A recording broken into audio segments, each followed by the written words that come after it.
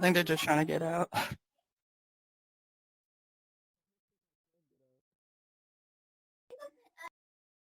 What if I just like go ahead? Okay. I mean, you probably could get out, but only for like a second until the CPU calm back down. If you were to max it out somehow.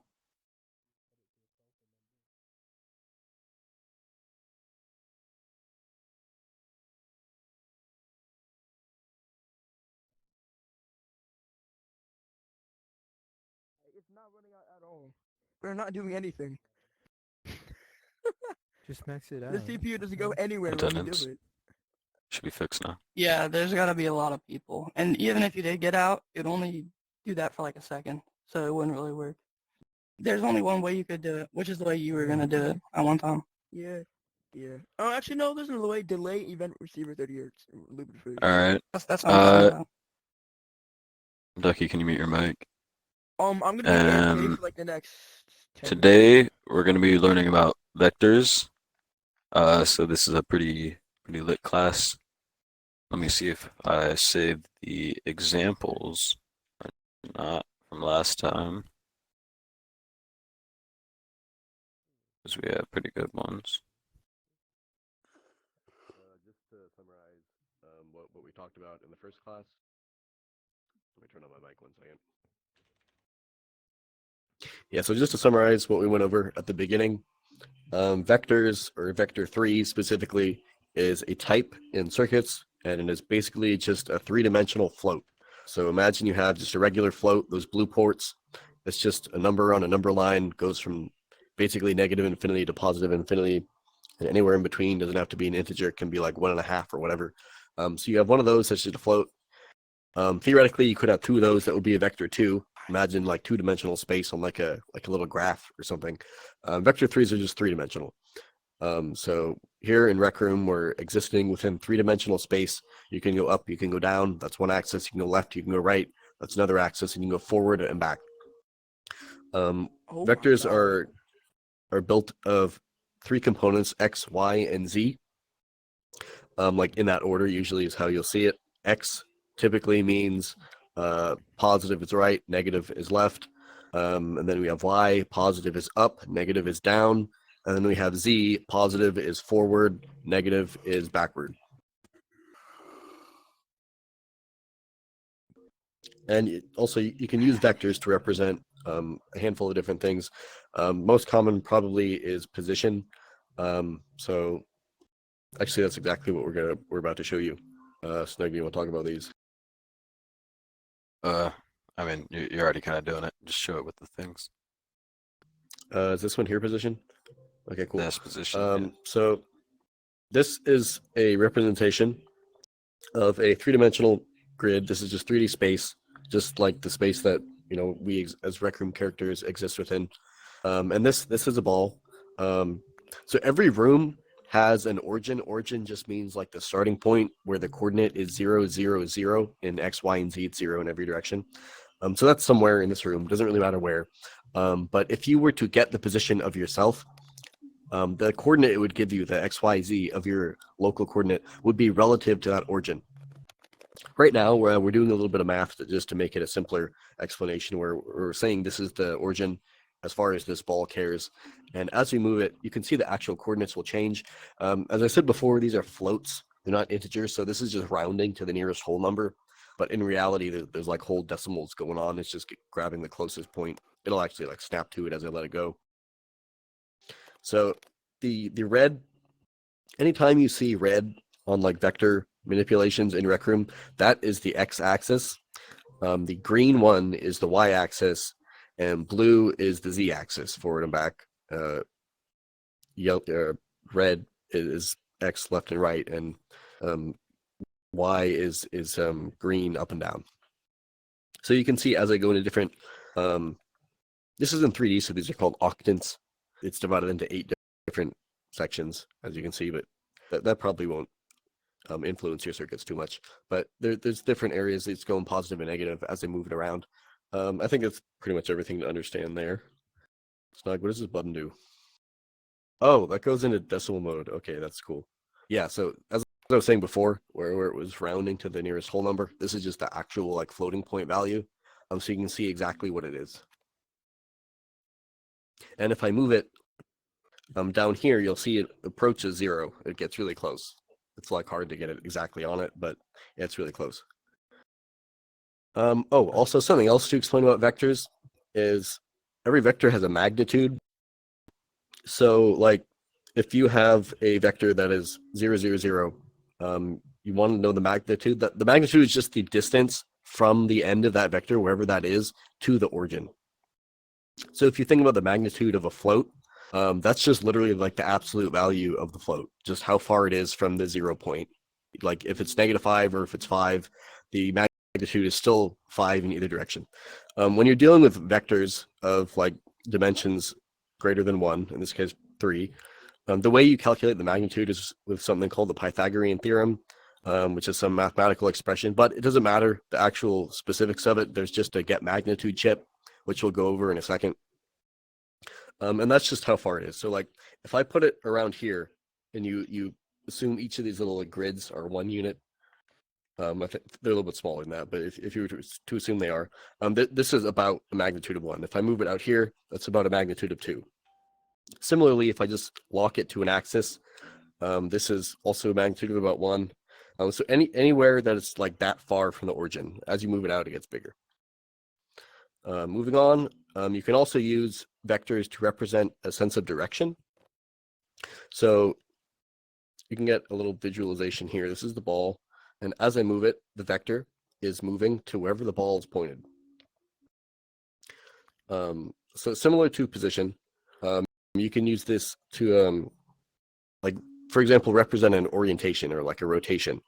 You want it to look in this direction. We're gonna take this position relative to the origin, and it's like the actual like position itself, as long as it's referenced to an origin, is actually just like pointing that direction. So you can also use it as a direction or like an orientation or something. Oh, this is actually a really good representation of magnitude because it will actually say it. It's got the number right up here, so that's useful. The concept of normalization, you'll see there's a normalized vector right below that. That just means if you were to take the vector and you were to scale it either up or down so that the magnitude is exactly 1. So right now the magnitude is about 6.5.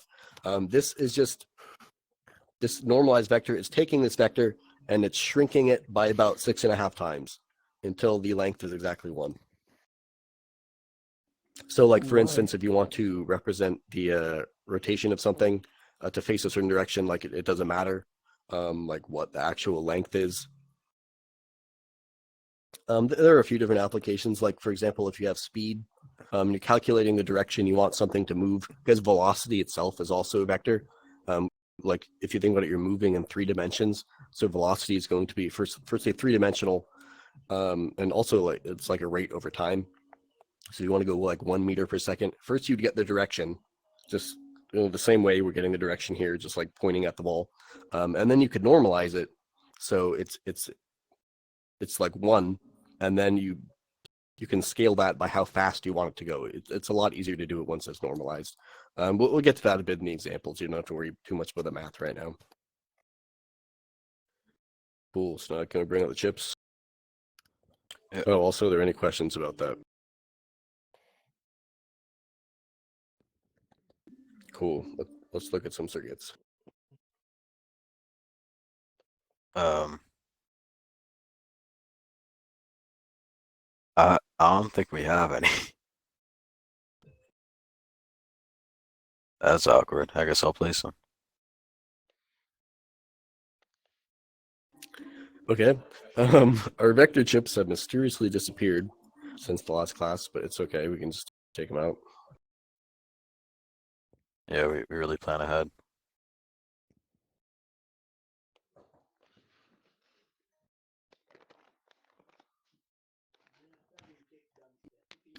Okay, so firstly, similar to floats, a lot of the existing math operations that you've already learned about will work the same way.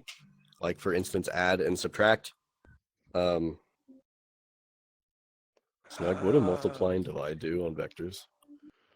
It divides, like, the y-axis will divide the y-axis on the other vector.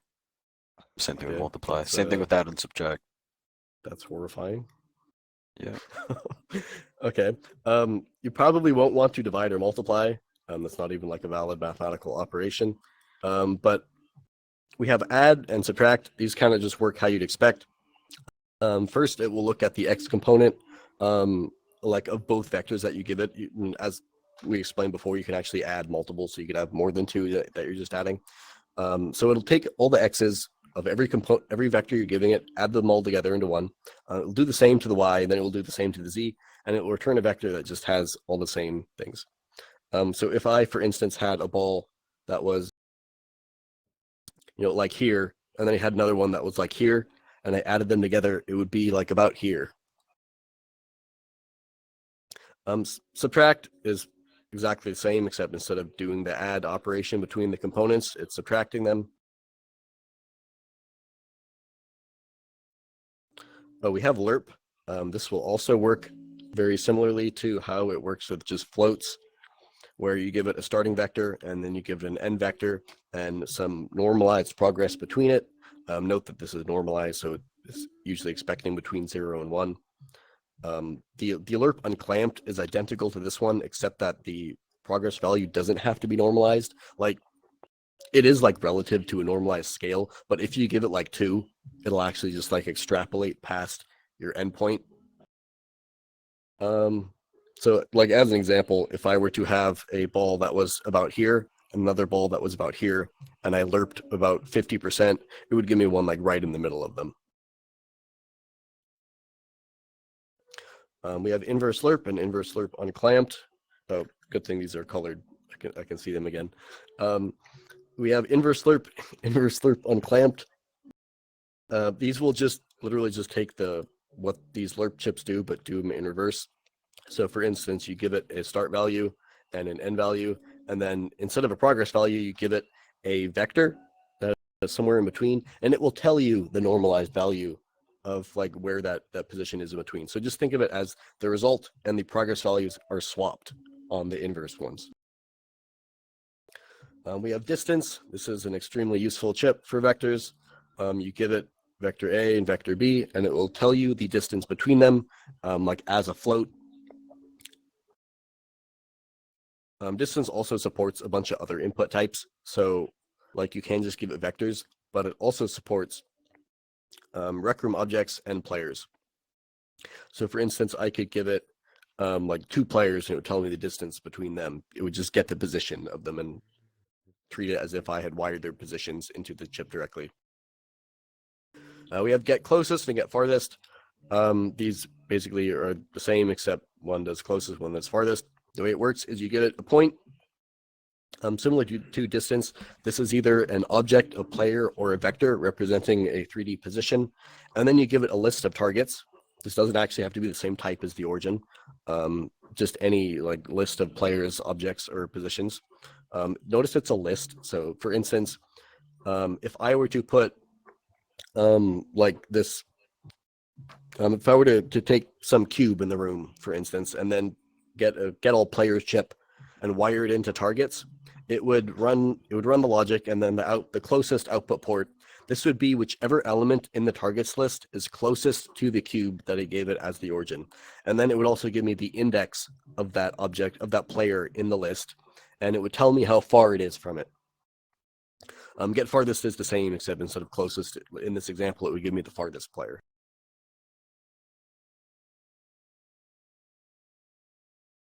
We have vector 3 create. You'll probably use this a lot. This is probably like the simplest way to just create a vector with like hard-coded input values. So you give it an X float, a Y float, and a Z float, and it will take those inputs and it will convert them into a vector that has each of those components. Vector 3 is kind of the opposite. Like you give it a vector. So if I were to wire this up, the X is just giving me whatever I would have typed into here, and then similar for the Y and Z. We have the noise function. This takes a vector 3 input. You can kind of think of this just like it gives you a random value between, I think, 0 and 1. Is it 0 and 1 snug, or is it -1 and 1? 0 and 1. Okay, it gives you a value between 0 and 1 based on this input point. The actual randomness, like it's kind of like a wave. You can think of it just like rolling hills, for example. Whereas the random chip would just give you a purely random number every time. It's kind of like a more smoother randomness, which is why you give it a vector. So like as you move through space in the point that you're giving it, it will like fluctuate up and down a little more smoothly. It's good for making like terrain generation. If Yeah, for some reason exactly. you guys were doing that. We have vector 3 clamp magnitude. So this one is kind of useful. You give it a vector input and then a maximum length. And if the magnitude of the vector is bigger than the length that you give it, it will scale it down and give you a vector that has exactly the magnitude that you put in max length. If it already is lower, it will just give you the vector you gave it to begin with. Vector get magnitude. This you just give it a vector, automatically does the Pythagorean theorem and tell you the float of the magnitude. For anybody curious what the actual like logic here is for the Pythagorean theorem, it just takes the square root. So imagine a big square root, and under that is x squared plus y squared plus z squared. A vector 3 normalize, as I discussed it before, this will take a vector you give it, and if it's smaller, if the magnitude of the vector is smaller than 1, it will scale it up so the magnitude is exactly 1. And if it's bigger than 1, it will scale it down so the magnitude is exactly 1. We have vector 3 scale. This chip will kind of do what the normalized chip is doing. Like if you did scale and you gave it 1, that would be exactly the same as running normalized. You just scale it either up or down to have some specific magnitude that you give it. Snug, do you remember if this like takes the actual magnitude, or does it just like scale it multiplicatively? Like, if I gave it 2, would it double it, or would it make the magnitude 2? It would double it. Okay, what I said was actually technically wrong. It will multiply it by the factor you give it. So if it has a magnitude of 2 and you give it 2, it would multiply it. It would have a new magnitude of 4. Vector 3 dot. You can kind of think of this. Think Was that- of the vector scale. It multiplies each axis by whatever number you put in it. So if the first Yeah, one's 1 exactly. and the second one's 2, the next one's 3, it's going to end up being 2, then 4, then 6. That Yeah. will be the outcome. Yeah, and that will have the same effect as just multiplying the magnitude as well. Vector 3 dot, you can think of this as taking the angle between two vectors. So if like one of my arms is a vector pointing out here, and another of my arms is pointing out here, this is about 90 degrees right now. If I move them closer, like two vectors that are pointing the same direction, as they get closer, the angle will go down to 0 until they're parallel. That's 0 degrees. I think it just gives you actual degrees as the output, like out of 360 degrees in a circle. Vector 3 cross, this will give you, so this is a cross product. You can think of a cross product as taking two vectors in three-dimensional space, and it will give you one that's perpendicular to the plane that they form. So if you think about any two vectors in space, there is exactly one plane that you can make in space. A plane is just like a two-dimensional set of points.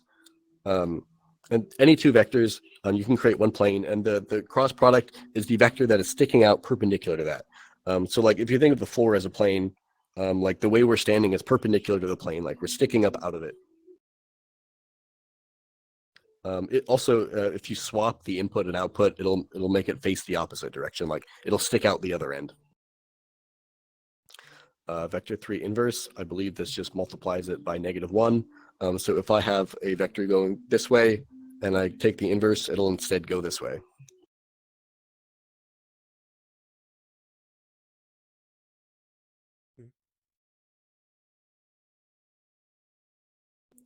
We have vector 3 inverse transform and transform. You probably won't use these very much, but they take a world point. This is just a vector. This is just a position in a world space. So when we talk about vectors, like there's local space and there's world space. So like just as like we're moving about the room, just doing whatever, this is all sort of just by default in room space. If you think about like our little visualizations earlier with the grid, you can think of that as local space. It's like some new space that, even though like the ball on the grid has a world space, it's also relative to that other like local space. So this could be useful if, for instance, like this wall is an object, and like we have a position that's relative to it. So if I have a vector sticking out here, this would be like 1 meter or so away from the wall. But as the wall moves in a world space, that point would also be moving. So we have a world point. That's just point in world space. We have the world origin. That's the actual world origin. Then we have world orientation. This is the rotation of the object, and it will kind of like convert from your local space into world space. It's kind of complex. You don't really have to worry about these unless you're doing like complex like position setting logic. Vector 3 project and vector 3 project on plane. The first one takes a vector and then a vector on a normal, and it will project it in some way. I'm not going to get into the details because it's not too important for anything you'll do in this class. There's also vector and plane normal. This will project it onto the plane.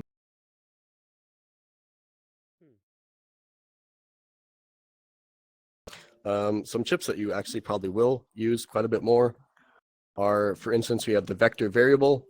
So just as all other variables that we've gone over, this just stores a vector. You'll notice that vectors don't support default values, where you can type in a value in the port and it'll just like have that automatically.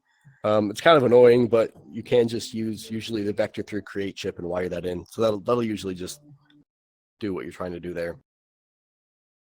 And then we have a whole set of players, a whole set of chips, which will get information about the player. If you think about the Rec Room player, like the main points that can move that you're interested in are usually their head. And then we have 2 hands and then the body. So each of those points, it's considered to have 6 degrees of freedom. In 3-dimensional space, it can move 1 degree of freedom is X position. There's also Y position. There's 3 positional directions and there's 3 rotational directions as well. So like as I orbit my hand, it's getting a new rotation, and there's 3 axes I can rotate it in. So this is important because there is a set of chips for this. So starting with the head, there's the head forward vector. This just gives you like the direction you're sticking out. So like for me right now, it would just be a vector that you can imagine sticking out of my head. Head position, this gives you the world space 3D coordinate of your head, and then head up vector. This is just the vector sticking out. You'll notice we have forward vector, that's C. We have up vector, that's Y. We don't have an X vector. But as I said before, we have a cross product chip. So if you take the cross product, vector 3 cross of forward and up, it will give you head right if you ever need that. We have similar chips for hand position. It just tell you where your left and right hands are. Snug, is there a hand rotation chip? I didn't do anything with quaternions, but there is, yeah. Oh, Same yeah, thing those are for head quaternions. rotation. Don't worry about it. Finger direction. This just tells you like the vector that sticking out of your hand where your fingers are going for left and right. And then we have thumb direction. So this is just like the direction sticking out of your hand. Now that we have full play avatars and the thumb like is actually lined up, it's not so clear. But basically it just sticks out this direction of your hand. And then also very important, we have just general get position, get forward vector, and get up vector. These, instead of like operating on some body part, you give it either an object or a player, I believe. Yeah. So you give an object or a player, and it gives you their position as like their world space as moving around. Note that for players, this will give you the position at their feet. We have the forward vector, and then the up vector. Cool. Any questions about those? Oh, Snug, do you want to cover those? Sure. These are pretty important chips. I don't know why I didn't place them first. But let's start with just set position. Set position, it's right below set rotation. What you do is you give it a target. The target's like a player or a Rec Room object, and then you give it a vector, and it'll set the position of that player or object just in world space based off whatever vector you gave it. Note remember from our networking class that if you are not authority over something you set the position of, your network heat will go up. So if you're setting the position of something or the rotation for all of these chips, if you're not authority, the network heat will go up. Next, we have set rotation. That it's like set position, but it sets the rotation. Yeah. Then we have set transform, and it's like a mix of set position and set rotation. It's just one chip, so that's pretty useful. And respawn, this is like the oldest of all of them. When you respawn something, you have like, it's like an advanced set transform. You give it a target, position, and rotation, but then you can give it a spawn radius. So if you give it like a spawn radius of 1, then it can spawn anywhere within like a meter of the point you give it. If it's 2 meters. Clear velocity means like if you throw a ball, but then respawn it, if clear velocity is on, it will set its velocity to 0, and we'll go over velocity in tomorrow's class. And then use res effect is like those orange squares that like appear around stuff. So if you don't want that to happen, you would turn that off. However, on players, if you turn that off, there won't be an orange res effect, although from the point of view of the player who got respawned, they'll still hear the sound and their screen will turn black for a second. Are there any chips we're missing? Did you do these two? I don't really know what those do, so you can explain them. All right, up here, these are pretty new chips. They came out around like make it midnight. So yeah, I got no clue what smooth damp does. Like if you play with it, it kind of like does something. I never use it. What it's supposed to do is like you give it all these different inputs and it can like calculate how something should move, like how fast it should move. Yeah, my understanding of it is if you want it to like move towards an object, you give it a bunch of values, and it will actually like smoothly accelerate the object. It like assuming you're like setting the velocity every frame. It will accelerate the object until it reaches the actual velocity you want it to go at, and then it will keep traveling it, and then as it approaches it, it will slow down again. At least that's what I think it does. Yeah, so you know, if any of you guys have used this, applaud to you. But yeah. Then we have vector move towards. This is much simpler. You give it the starting point, and by the keep notes on this. This will be a part. Actually, no, it won't. It'll be a part of our example. So, current position. Think of that as like where you're starting from, and then where you want it to end up will be the target position. And then max delta is like how far it can travel in one frame, one tick. Yeah. So if you like have the position of something and then where you want it to go, and you give it like a delta, like 0.1, it'll just like slowly start moving over there on the 30 hertz. All right. Are there any chips we're missing? I don't think so. It's a lot of chips. Vectors are like huge, and I feel like we're missing something. But you are right. All right. Well, you want to do it? Do the example. Oh, there's a new chip. No. Oh, Raycast. All the casts. Yeah. So these kind of like border on physics, which we're going to talk about more tomorrow. So if some of it is confusing, don't worry. But on the left here, we have two different types of casts. We have raycasts and we have sphere cast. So what you can think of as a cast is, imagine you have some starting point somewhere. You'll notice they both have a starting position as well as a direction. So that if you have a position and a direction, that is considered a ray. Ray is literally just defined as a position and a direction, and the ray like travels out from that starting point in that direction forever. So with the raycast, you give it the start position and direction, and then a max distance. You can literally just set this to infinity, like type in the word infinity, and it'll do it. And then it will check in that line coming out from that point in that ray it will look until it hits something.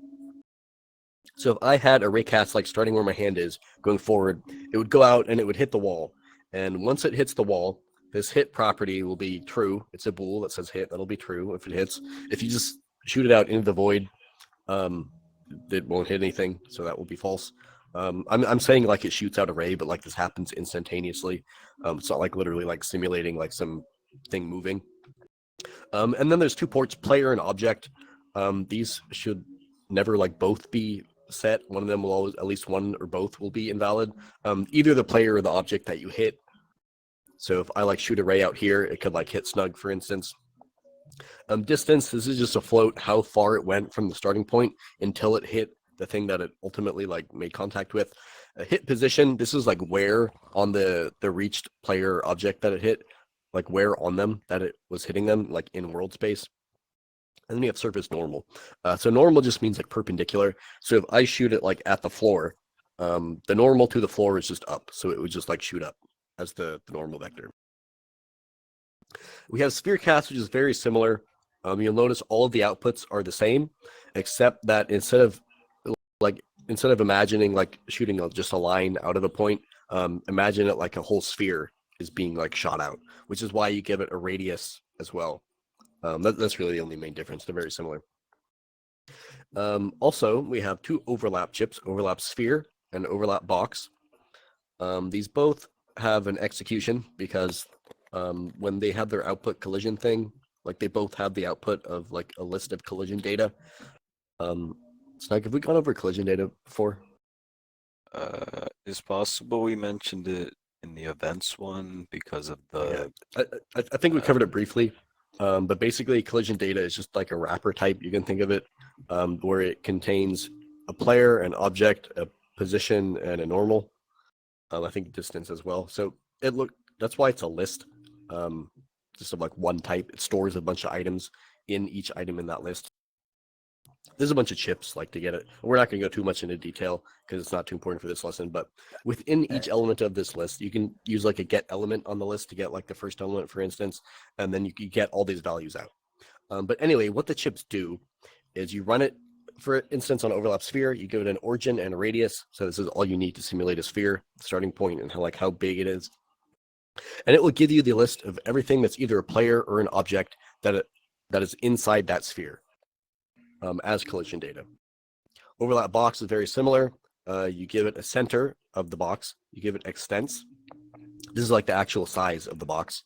The radius is like half of the sphere. It's like half the diameter. The extents of the box is actually like the whole XYZ scale of it. And then orientation, which is a quaternion. We haven't gone too much into quaternions in this class, but that's just like the rotation. And similar to overlap sphere, it will give you the list of objects or players that exist within that box. Cool. Those chips are fairly useful. I use them quite a bit. All right. Now we're gonna go on to our example for you guys, and then after that we'll tell you what you can make. You want to do it, or should I do it? Okay. We're gonna make an object that follows the player, right? Do you want to do it? I don't care. All right then. So like Will just said, we're gonna make an object that follows a player. The player we're gonna choose from. Should we do closest or authority? We're gonna do authority because it's easier. But if you want, I can show you guys how to make it just follow the closest. All right, so let's start off with our object. I'm gonna make our object a piston so I can like clamp stuff to it. So this is what we're gonna have follow people. And it doesn't actually matter that it's a piston, so I'm gonna remove all of its ports. It's useless. I'm gonna call it AI. It's like a really rinky-dinky AI. Then we're gonna start off with our first chip, get position. And we're gonna actually need 2 of these. And we're gonna start off by getting the position of where the AI is. And then we're gonna get the position of local player. Let me get local player. All right, and then we're gonna use that chip from earlier. We're gonna use the vector move towards, something like that. Yeah, vector 3 move towards. There we go. Then we're gonna get a event receiver. This is how we're gonna power our circuit. We're gonna make it a 30 hertz because we want it to constantly be moving towards the player. And then I also want to make sure that only the authority player is setting the position, because if everybody in the room was setting the position, not only would our network spike because it would be on a 30 hertz and everyone would be trying to set it, but since everyone would be trying to set it, it would like go all over the place and it would be a mess, and we don't want that. So to make sure that only the authority player is moving it, I'm going to grab this chip called Rec Room Object Get is Local Player Authority, and then an if chip. And the input is an object, so I'm just going to connect that to our AI. So if the local player is authority over the AI, then run the rest of this circuit. I'm authority over it, so past this point, only I'll be running the circuits.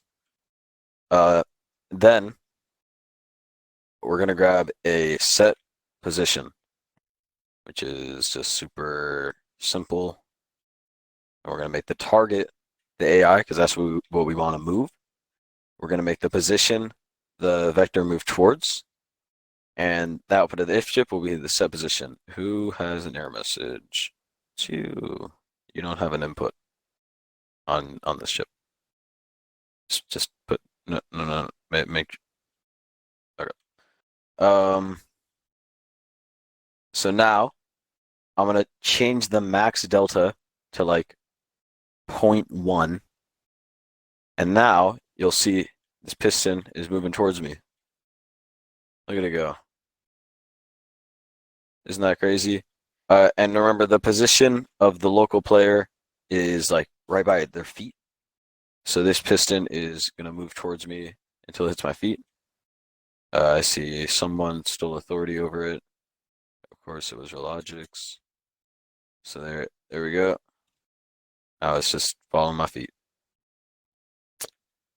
So that's how we can make a very simple device that follows people. And you can see it's not a lot of chips. It's also not very smart. It kind of just like moves towards you. It'll go through walls. It won't stay on its certain y-axis. So if we wanted to add to it a little bit, we can make sure it stays on its y-axis by getting a vector create and a vector split. And let's just get the y-axis is 100. We're like weirdly high up in this map for some reason. And so now our piston will stay on the y-axis 100 and still move towards me. And you see that even when I fly up, it stays down there. Come over here, it stays down, so on and so forth, and it stays at this height. That's the way to add to it.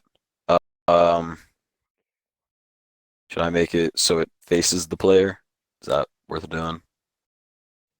Or am I overdoing myself now? That could be kind of cool. So this 30 hertz is running, as the name would apply, at around 30 hertz. 30 times a second. Hertz just means 1 per second.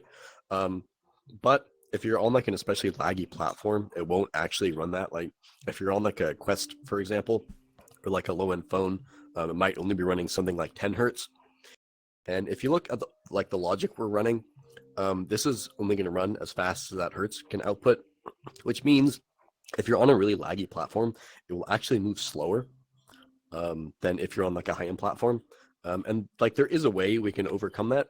So if you look at the output here on the event receiver delta time, delta just means like how much between two things, like the difference. That's how much time has passed in between when it ran last. So normally, as you expect, this will be about a 30th of a second, but not exactly. it will be something like for me right now, it's about 0.03 or 4, which is pretty close. But to make it more accurate for lower end platforms, what we can do is to make it, we can actually adjust for that like lag and make it travel about the same speed no matter how fast you're going by using that port. So we can just take out a multiply chip.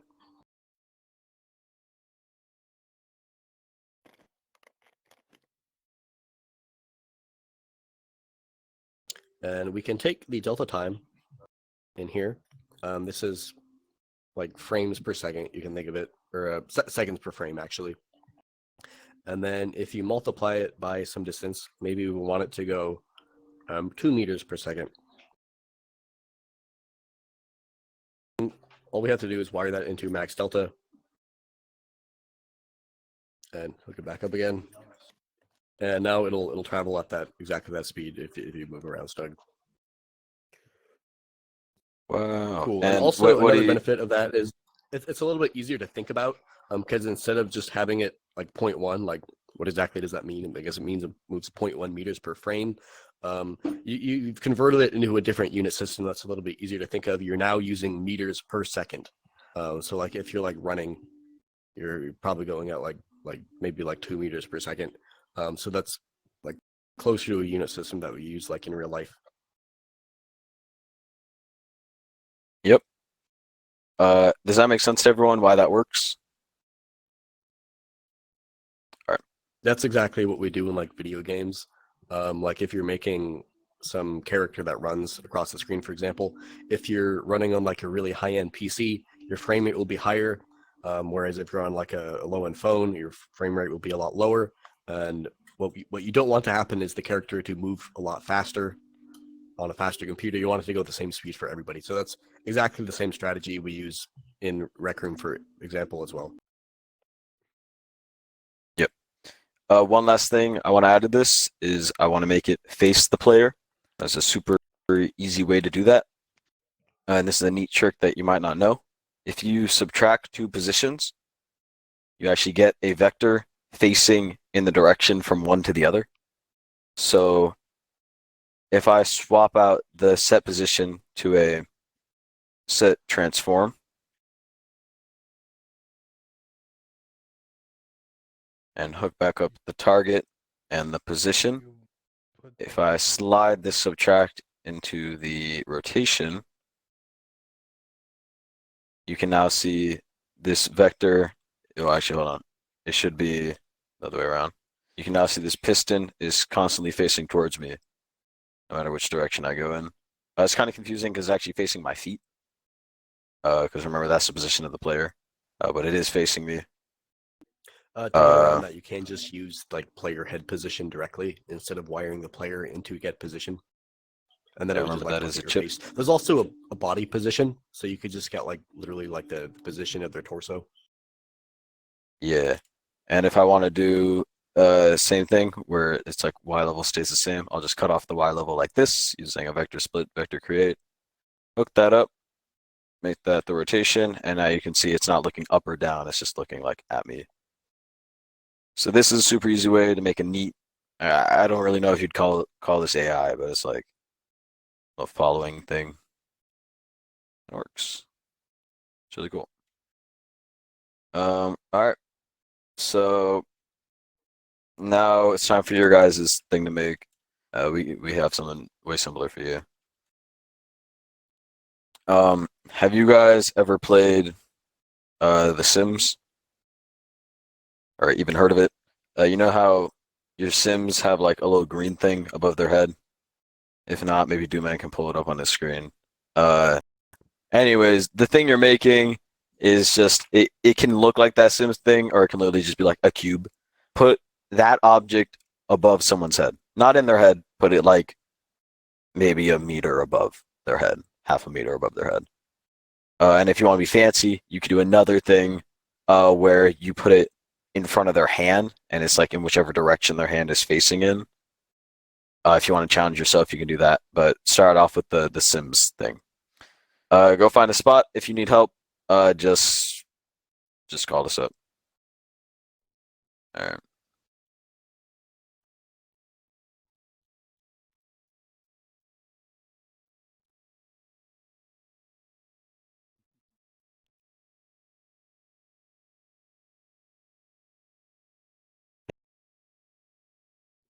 Boy, sneaking into class again. Oh my God, we can't be having this. For some reason, my high-tech system to figure out if the person's in the class is not working. Something about the